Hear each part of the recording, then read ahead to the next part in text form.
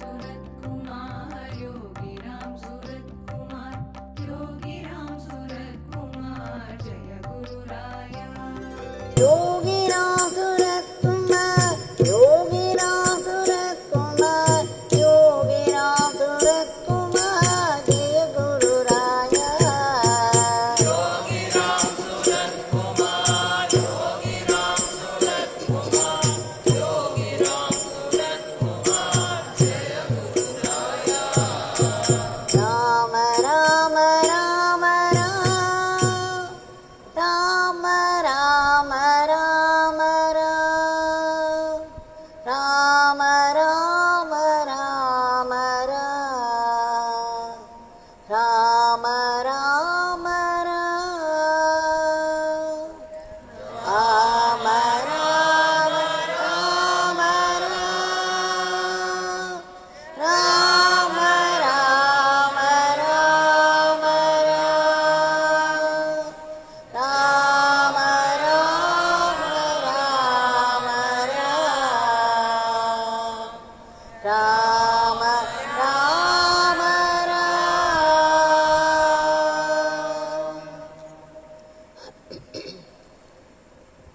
भगवान श्री योगी राम सूरत कुमार की जय। सर्वं Yogi Ram Surat कुमारार्पणमस्तु।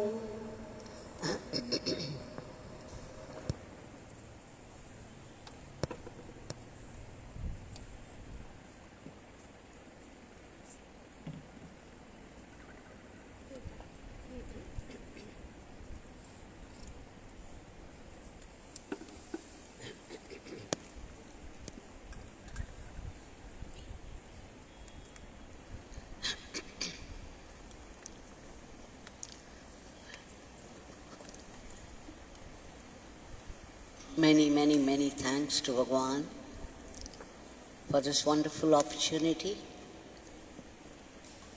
Once again,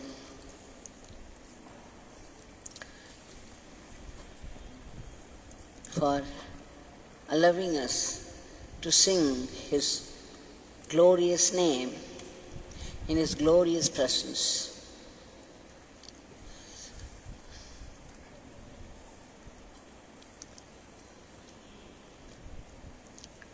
We have offered our Nama Pushpas at His holy feet. Today, I thought we could discuss the answer to two questions. From time to time, people send questions very justified in their asking, their day-to-day life being what it is now in this situation. Now, the first question is based upon what I spoke as Bhagwan spoke. Bhagwan, when Sri Vishwanathji from Kuldeep Mangal visited Bhagwan in Sanadi Street House, we heard Bhagwan say to Sri Vishwanathji that one should fill one's mind with Ram Nam or any Nama of the Divine. He said, let us remember the Leelas. Let us keep chanting the divine name. It is very difficult for ordinary people to go into Mauna, to practice the state without thoughts. Bhagwan said, it is meant for great souls like Raman Maharishi, Jai Krishnamurti, Ramkrishna Paramahams. But ordinary people like us, Swami included himself in that. He said, Vishwanathji, for ordinary people like us, it is very difficult to practice the silence. So it is better to chant the name and to keep on chanting. This is very easy to do, and one could do it in all circumstances, when alone and when in a crowd. And there are no rules or regulations to do it like you have for puja, for a homa. There are no rules or regulations for Nama chanting. And then Bhagwan said, so let us practice only Nama chanting, not Mauna. So you see the question arose, does that mean Bhagwan is not recommending practice of silence, which is regarded as a very high level sadhana? But then Bhagwan was very careful to say, for ordinary people like us. 2 days back we saw how a family had visited Bhagwan in Sannadhi Street House, and the wife was saying that she was not able to chant his name as much as she used. All kinds of thoughts rush into her mind, and she was unable to bear it also. There was a time she locked herself in and chanted and chanted. But soon people around began to comment that she was missing out on her duties, and it just wouldn't do for a housewife to resort to the chanting of name, leaving all her duties. So when she said that, Bhagwan said, all these thoughts enter your mind because you keep them empty. If you keep them already filled, they would have no place to enter or stay. But then you should fill your mind with the name of the Divine, with high thinking. So you see, Bhagwan expects us to keep our mind filled with the Divine name. Instead of practicing Mauna, but it's meant only for those people.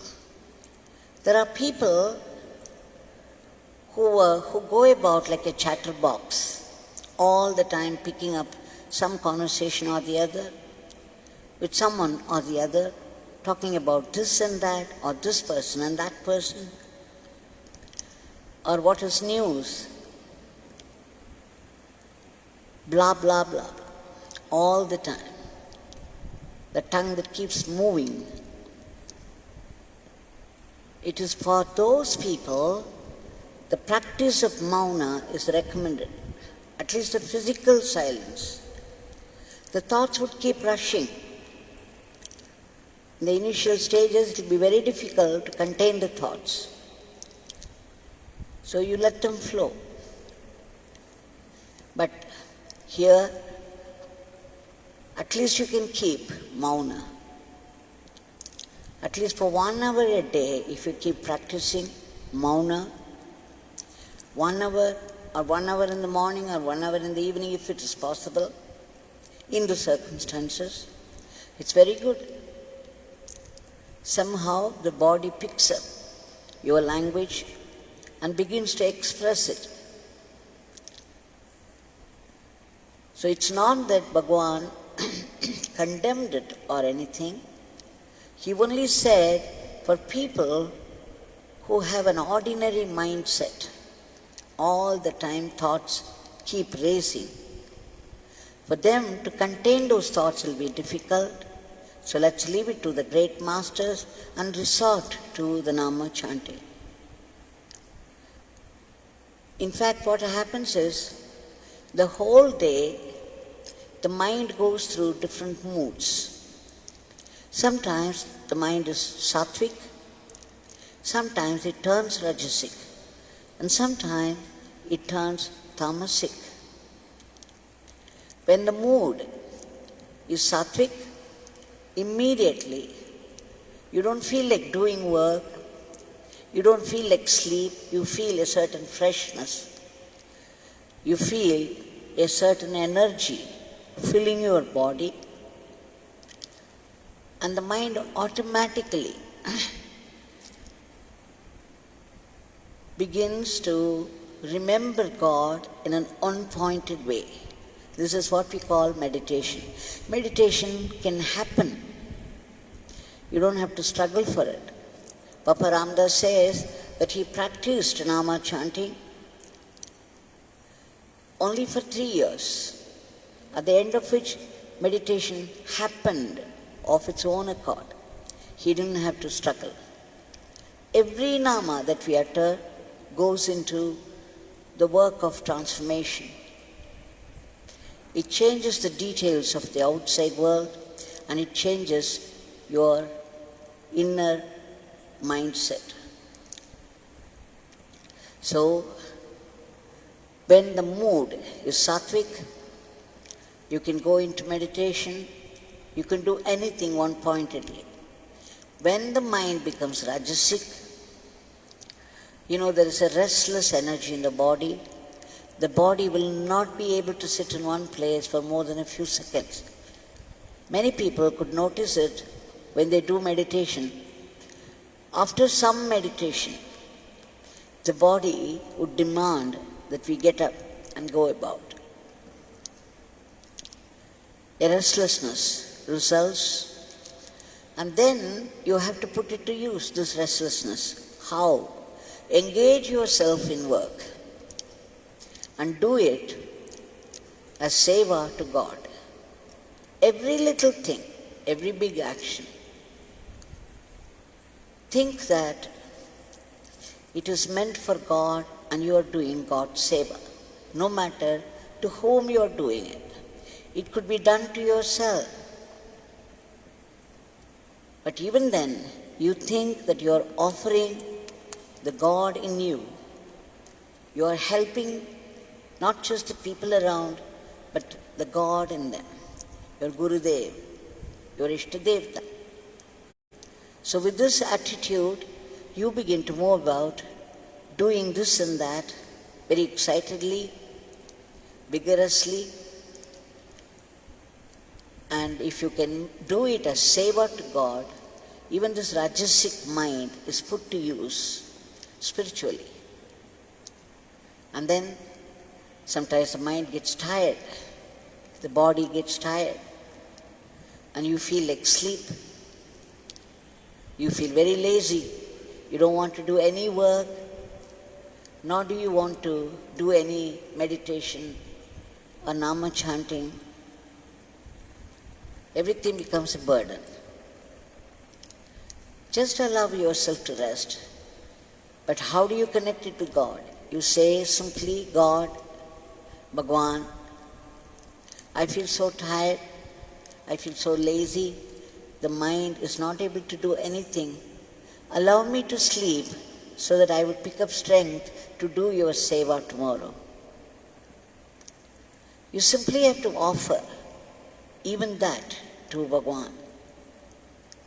In fact, when Nivedita was visiting Bhagwan in Sanadi Street house, he said, Nivedita is studying mathematics. She is doing her MSc mathematics. But why is she doing it? She is doing it for God. She is studying for the sake of God, so that she could be a better instrument in the hands of God in her future. So even the studying, eating, sleeping, every action, it's very easy to pluck flowers and offer at the feet. If you can consider that as puja, suppose you begin to offer every action of yours at the feet of God. How much more powerful will this puja be? Instead of offering, plucking some flower and offering it at the feet and calling it puja. If you can remember God, remember that you are only an instrument, it is He who is doing work through you, or you are doing work for the sake of God. So you have to keep remembering and then offering every action at His feet. What a tremendous puja it will be, and how gladly, how happily God would accept it. So this is what Bhagwan said. So you see, from the time you get up to the time you go to bed, you have to keep offering the whole day your thoughts, your words, your actions to Bhagwan. You have to say it verbally or do it mentally, but most of the times when you want to do it mentally, you forget. But chanting it becomes, if you have to say it verbally, physically, then it will form itself into a habit. It's more likely that way. So this is what one has to do. Bhagwan never vetoed this mauna. It's one of the most wonderful sadhanas, especially people who are progressing fast. It's like fasting on Ekadasi day or other days, Shivaratri. You have to fast your mind. Fasting the mind is concentrating on one single name or one single deity and not allowing thoughts to come. Not allowing thoughts. How can you do that? It's only when you fill your mind with nama. Every thought can be replaced by the name. Then there will be thoughts, but they will be thoughts of God. They will be mostly nama of God. This is what Bhagwan recommended. Now we shall go to the second question. 2 days back, I was talking about the food poisoning in a reception. Now, how much agonized the parents should have been, what agony the bride and the bridegroom must have gone through. Imagining some 600 people affected by food poisoning and rushing to hospitals, and the hospitals doing overwork, almost filled, that there was no room for any other patient. And Sri Dhanashekar was saying that day that it is true that he felt very bad initially. Why would this happen to me? Despite my chanting the name, my conducting satsangs in the building, despite our devotion to Bhagwan, why would he let this happen? Why to me? Why me alone? This question is very natural and justified. We have dealt with this even before, that all the events of this life are based upon your past karmas, the karmas of your previous janma. All the good deeds will bear fruit, and then you will get praises from people, and whatever work you attempt will complete itself very successfully, and there will be lots of people coming forward to help you. Everything would go favorable. A bad karma is beginning to play. You will just so much as open your mouth and suddenly people would pounce upon you. Little things will irritate people and they start shouting, calling you names. And you go to the office, everything goes wrong. If it doesn't go wrong, already on the road. So you see, it is the bad time playing up. And according to the karma that you had done in your previous birth, the effect of that karma would also take shape. In different ways, for different people at different times, the law of karma is relentless. Nobody can change it. Even the gods, when they reincarnate, have to go through that. The suffering and the joy. So why me alone? It's because of your own karma, your set of karmas. But don't think the neighbor has escaped, because he will have his own set of karmas playing up at different times. I remember when I was reading the diary of Agaram Jayaraman, Bhagwan started to talk about Manikavachkar, the great saint, one of the greatest saints who worshipped Lord Shiva and composed many, many songs. His songs are very, very famous for their quality and the import. Bhagavan was saying, you see, when Manikavachaka suffered in different ways, Lord Sundareshwara rushed to help him. Lord Sundareshwara protected him. But this beggar is going through endless suffering in Tiruvannamalai ever since he came here. But Lord Arunachaleshwara is not helping this beggar. Why would he do this to me?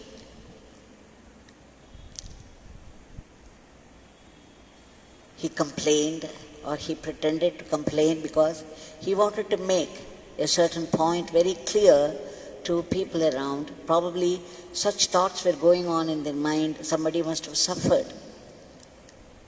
in a very unique way and terribly. And so the thought was, why? Why did you let me down? Why should I go through this and not others? So on behalf of them, Bhagwan started to talk this, and then a few minutes after he said, but you know, Jayarama, just think of all the things that happened in this beggar's life, the good things and the bad things, and all the good things and bad things that happened in Manikavachka's life, and if you put them in two separate pans of a balance, there would be perfect balance. What did it mean? Each one has his own set of good deeds and bad deeds. They may be very different in variety, in quality, but each one definitely has. So if you put Manikavachaka's events of life in one pan and Yogi Ramsuratkumar's joys and sorrows in the other, Bhagwan says they would be equal. No pan will go down, which means it is what is happening to all of us. So there is no need to complain at all. Why me and not the others? Because I have invited this particular suffering by my past actions. The neighbor might invite some other suffering by his actions. One should not compare oneself with others. Know that even when things happen according to our past karmas, especially bad karmas, God is still very kind to us. He puts some blessing in that. So it is at once the effect of your past karma and also a carrier of His blessings. So when you look at it, despite the suffering that you go through, when you look at it, look at both, you would see that it is well balanced. Meaning, we don't have to complain. And that's why he often asked us to sing that song, Kurayondrumillai Maraimurthy Kanna. I have no complaints, O Krishna. I have no complaints. You are there to give me what I need. You may not give me what I want, but you are there definitely to give me what I need. So I have no complaints, no complaints. So knowing this, whatever joys and sorrows befall us, befall our life, let us learn to understand what it's all about. That there is a perfect balance of the good and the bad in our life. So there is no question, why me alone? The neighbor is going to have his balance also, his account getting even,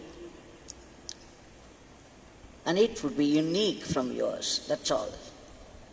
He may not suffer when you suffer, but he will suffer later or before. But that should not be a consolation to us. We should pray instead, God, let this not happen to anybody. So you see, this law of karma, I've been telling you off and on several times, even yesterday or day before yesterday. Remember, every word, every action will bear fruit. One word of praise, you can be sure it will come back to you one day. And one word of abuse, be very sure that too will come back to you, especially at your most vulnerable moment that you wouldn't be able to bear it. You would go crying and complaining to people. So knowing this, and another thing, other advantage is, when somebody abuses you, know that there is an advantage in it. People who abuse you take away some of your sins upon themselves. People who praise you take away some of your good deeds, good karmas upon themselves. So one has to be very careful with people who praise, because they are bent upon taking some of your good karmas upon themselves without having to do them, without having to slog for it. So there is always the divine justice. No detail can ever escape this divine justice. One may murder somebody and buy the judge with money for a favorable verdict. But remember, God is behind, watching everything. In His account will go your act which you thought nobody knew. So nothing ever escapes the keen attention of God. In fact, Bhagwan went on to say there's a Chitragupta who keeps an account of everybody, every being. So let us not say, why me alone and not others? There is divine justice in that, which is very different from human justice. So let's bow before our Bhagwan here, who also carries a balance in his hand. And we should submit our today's prayers, knowing that the world has invited this situation by its collective karma. A certain percentage, at least, it has to go through, and that's what is happening now. But only He can give us relief from this, the one who is the cosmic controller, the one who created this atmosphere for some cleansing, for some reason of His own. Only the Divine knows.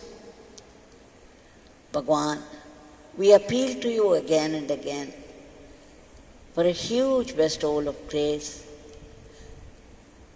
upon the whole world to free it from the clutches of this virus and its variants and bring back normalcy in every aspect of life, everywhere.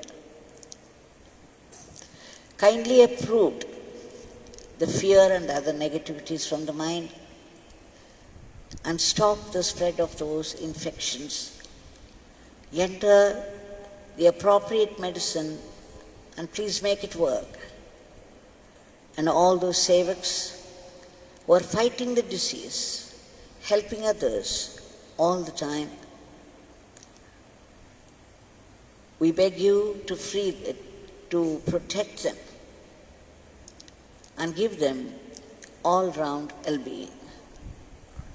Above all, we beg you again for a lift to the economy and for our constant remembrance of your name. Bhagwan, please bless us with the attitude of being a good fitting instrument in your hands and go about our life with gratitude for all the blessings you have already given, instead of complaining about something that we did not get or we still long for. And Bhagwan, again, please bless us with the attitude of being able to see only your grace in everything in life. Today somebody was asking me, Ma, you have been praying for 1 year now, every day, twice a day, and how many days now? 365 days gone already. It's March 22nd, I think. And nothing is happening. How is that you are still able to go on? I said, this is all we can do. We can do nothing else except pray to the all-merciful Almighty to step in and give us some relief. And this we have to go on doing until it happens. Not give up in between, not get tired over it. And what's more, it is the one who gave this condition to the world. It is the one who created this virus in the first place. It's the same one who is activating me into this prayer. It's not that I, the individual, am doing. It is He who is activating me into this prayer, and He will go on tirelessly. It is our duty to pray to God when there is a need for it and not bother about the results. Of course, we pray for the results, but we don't have to worry about when it would happen, because God knows best. He knows when He should bring it about. And that would be the best for us also. Jai Yogi Ramsuratkumar.